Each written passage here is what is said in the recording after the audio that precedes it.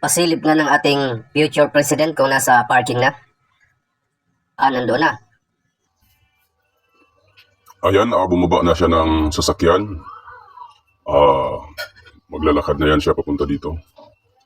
Ayan, nandiyan na ang ating panauhing pandangal. Yun, dumating na yun, naglalakad na papunta na dito sa loob ng Kapitolyo, sa building. Antayin lang natin mga guys, at atin pong future president ay papasok na. Sige ma'am sir, kayo po ay maupo na lahat. Good morning sa inyong lahat mga guys.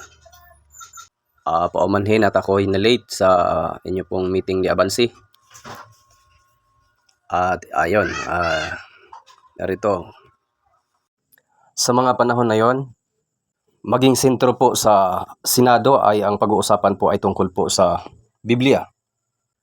Kaya lahat ng mga dalubhasa sa Biblia, mga attorney, mga judge, ay imbestigahan at palitawin ang tunay na relihiyon sa buong Pilipinas at sa buong mundo. At dapat maunawaan ng buong mundo na kung ano man ang ating mga nararanasan ngayon, yung mga pangyayari sa buong mundo, mga trahedya, mga pandemic, ito po ay malaking koneksyon sa atin pong relasyon sa Diyos.